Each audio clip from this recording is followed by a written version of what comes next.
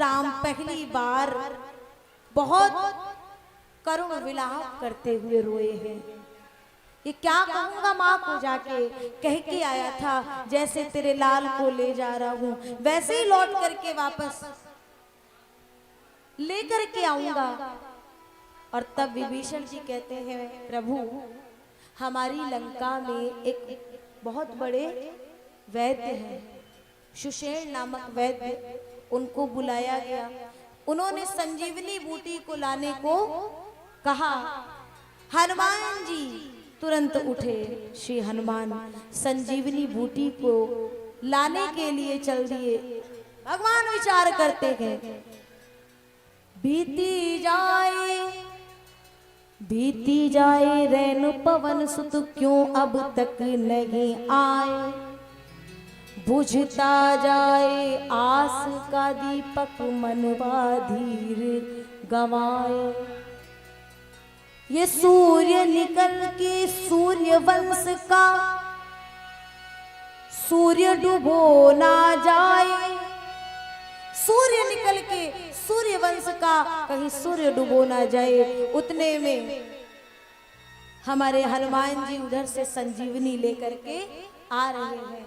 मार्ग में श्री भरत जी से भेंट हुई और फिर भगवान के पास आए। संजीवनी के प्रभाव से लखनलाल जी पुनः उठ कर के बैठे।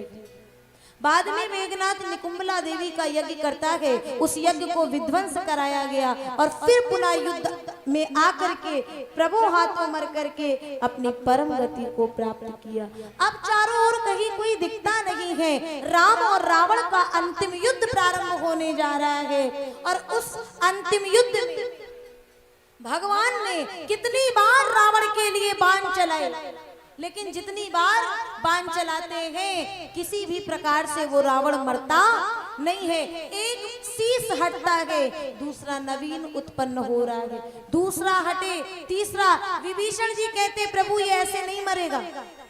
तो कैसे मरेगा?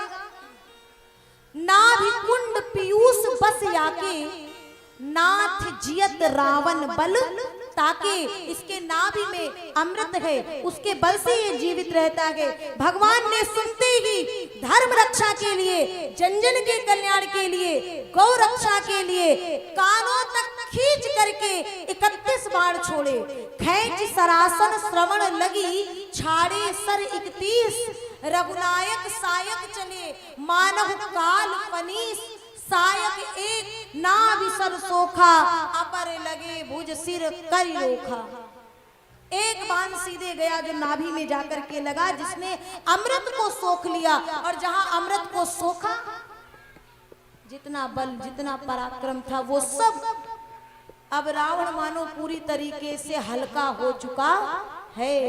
और 30 बाणों से रावण के सिर और भुजाएं कटती हैं।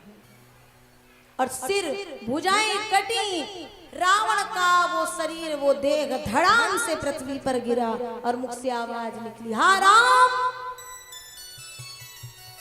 गरिज्यों मरत घोर रब भारी कहा राम। रण हतो पचारी कहा राम।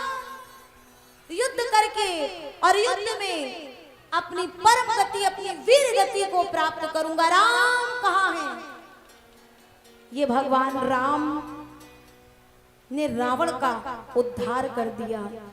रावण का शरीर पृथ्वी को धसाते हुए आगे बढ़ रहा था, भगवान ने 2 खंड कर दिए। बोलिए राघवेंद्र सरकार की जय। आज भगवान राम पुनः नेत्रों से अश्रुपात हुआ।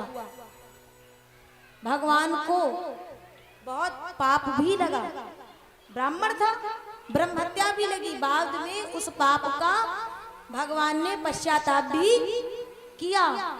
लेकिन ये कथा ये बताती है कोई कैसा भी हो, लेकिन जो अनीति और अधर्म करेगा उसकी यही दशा होगी।